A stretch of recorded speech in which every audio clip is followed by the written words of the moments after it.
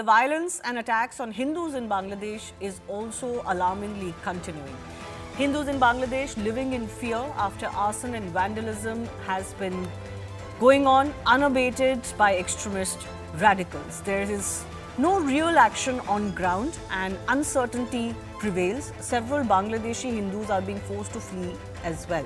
In the wake of these attacks, protests have also erupted not just in India but also in US, UK and Canada, calling for the safety of Hindus. Some governments across the world have also highlighted it and asked the new caretaker government to do something about it. Bangladesh Chief Advisor Mohammad Yunus is going to meet Hindu groups today, we are told. The question is whether Bangladesh will be able to crack down on these radical elements who seem to be running amok. Now, Bangladeshi Hindus have highlighted violent attacks against minorities, and they include other minorities as well. The numbers are, of course, difficult to ascertain, but some of the agencies working on ground are telling us that there have been 200 plus attacks in 52 districts after the fall of Sheikh Hasina government. About 200 to 300 homes and businesses have been vandalized. 15 to 20 Hindu temples alone have been damaged. There could be damages to other minority places of worship as well. 2 Hindu councillors have allegedly been killed.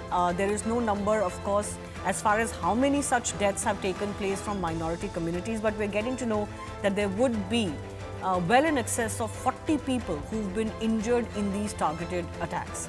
But has enough been done on the ground? Will Bangladesh be able to act? What is it that India can do? Many are asking that question.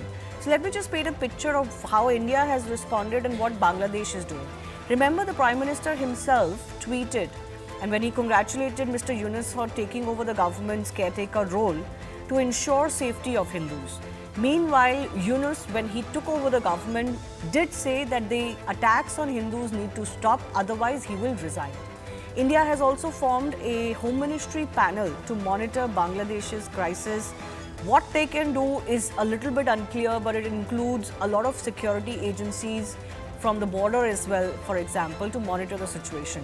Bangladesh's interim government head, Mr. Yunus, is all set to meet the Hindu community, as I said. So the big question we're asking is this: will Bangladesh really be able to punish these radicals? Is there an environment that can prevail? And what more can India do, given the situation? Our special guests are joining us in just a bit.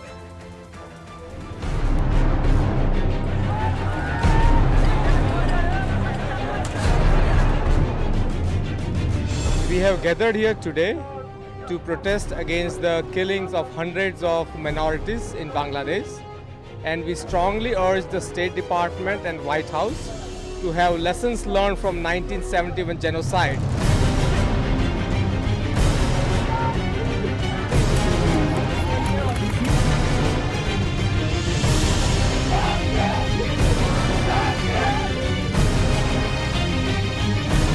We stand against any attacks against any communities based on their race, their religion, or any other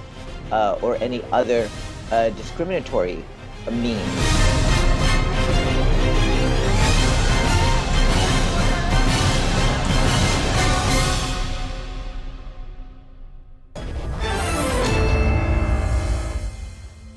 I want to go across to Professor Tasneem Siddiqui, author and chairperson, Department of Political Science at the University of Dhaka, joining us.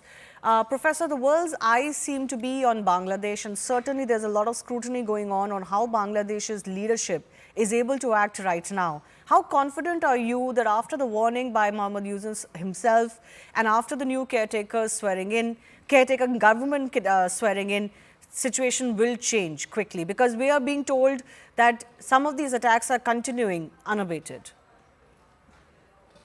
I'm confident that no one in Bangladesh, except certain groups who don't want this particular regime to stabilize, would like to attack our Hindu friends, communities, and everything. So, and you see at the beginning, very beginning, you did see a lot of violence just after Sheikh Hasina's government fell. It is not only, it's more like, instead of communal, I would say it was more like anti-Awami League violence, and that's where Muslims and Hindus together, their houses, their properties were one, which is extremely bad. No one actually supports such act. And then who are continuing with this type of act? That is a question. For the No, I'll last, buy I that would argument. say, Professor, I'm sorry I'm interrupting you. I've heard this argument over a period of the last week, especially over the weekend, that, it wasn't targeted. I'll buy that argument if it was only businesses and properties of certain individuals associated to Awami League being attacked. When places of worship get attacked, then it's not generic. Then it's about your religion. and yes, it is, I would say, certain section would like to make it communal. And that's where they failed. At the beginning, the type of attacks they did, that, just after taking oath, I think Professor Yunus made it very clear, and his whole team. If you see that out of the 17, there are women, there are different communities, different religious groups, they are there, and they are trying to stop this heinous act. But when you say And trying, I do I would want to say that when there you are say certain, trying, could you give us a sense of what's being done on the ground? What is the action that this caretaker government has taken when you say they're trying to stop it? yes, what they are doing, you see, from the very beginning, after the first day of attack on Hindu temples and others, you see that students, religious groups, and also general citizens, they are all protecting the Hindu temples, Hindu houses. So No, this no, is a that's social fine. harmony That's based on unverified. which And Bangladesh is. no, ma'am, please understand the No, you sentiment can that say prevails as unverified, far as but these there are human chains are hundreds of concerned. photos. Professor, one second, you must understand the sensitivity of the sentiments associated when we hear these things about human chains forming and, helping places of worship and all of that. We've seen all of this play out before. Not many people buy this. The question is, now the government has sworn in You for may a not few buy days. this. Now the government has sworn in for No, a no, few no, days. you may not buy this. On the day But of the then again, swearing if you in, see, the lone Hindu voice in this panel did not swear in because the attacks were still going on unabated. On that day, last week on Friday, I had a representative from the Hindu community of Bangladesh on the show who said categorically that arson and violence and looting is still continuing at our properties. My question is, now it's yeah, been a few days since the government took over. What action has the government taken? What has the army been directed? I'm not concerned about what students are doing. We've seen what students are capable of. But what is the government doing? the government, if you see the whole, now, the whole police force is being reorganized, redeveloped, reshaped. So in that situation, police is not there. So you can see the whole country is facing a situation where administration, police, judiciary, the judicial coup which was attempted yesterday, you can see one after another trouble that Awami League is creating to, and that is resulting in not being able to do what we would desire from the government, what Okay. we want from the government. Okay. But Can we I also must go realize across to Veena 17 people Sikri, who's a just taken oath. former High Commissioner of India to Bangladesh? I'm also joined by Sanjeev Uniyal, who's a political analyst. Veena ji, I'm coming to you first. Has Bangladesh done enough? Is it capable of doing more? Well, I think that it is very disturbing what has happened, and to see these kind of attacks led by the Islamists. Now, I think I must also say that there are two aspects to this. One is the attack on the Hindu community, which is absolutely unspeakably barbarous, because they are deliberately provoking the Hindus into leaving and saying, don't come back, and killing and raping. It's a genocidal attack. And it reminds one very much of what was done during 1971 Liberation War. That is one thing. Second is the attack that you see on the values of the Liberation War. Sheikh Mujib, the father of the nation, who had been responsible for bringing freedom to the nation, his statues have been desecrated. Even the statue of Gurudev Rabindranath Tagore, who is the author of the national anthem of Bangladesh, his statue has been desecrated. So anything that represented the liberation war of 1971 is being desecrated. In fact, Professor Muhammad Yunus himself has talked about a second liberation. So is he saying a liberation from the values of the liberation war of 1971? No, so Mr. Yunus has said that one, these attacks need to stop. He will not stand by it. He's supposed to meet the Hindu community today, the Hindu community groups today. We're waiting for more information on that. Is that enough? Because ultimately, this is a lawlessness situation. You've got to get that lawlessness situation under control.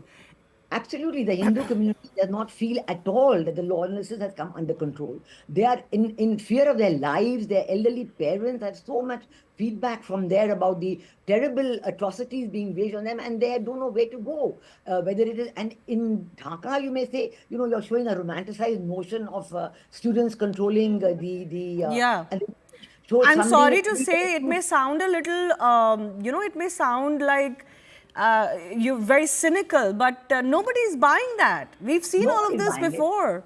No, one temple being protected because somebody formed a human chain does not mean that the crimes are not taking place and these are not targeted attacks. Yes, of course, there is good and bad in society, but who are they protecting these temples from? They're protecting them from the Islamists who want control.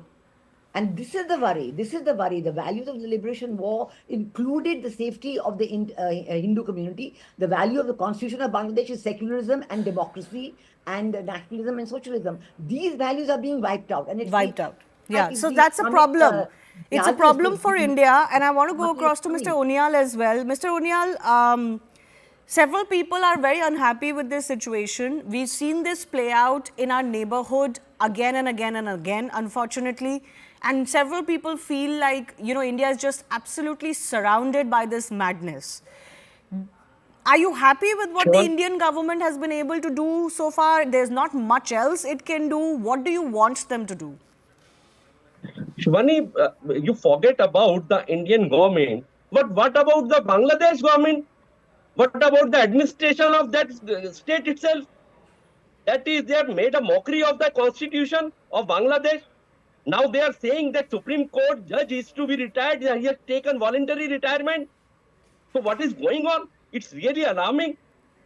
I have a number of cases with me. I have written here. I have a number of my interns. I am an advocate by profession. One or two of my advocates are intern.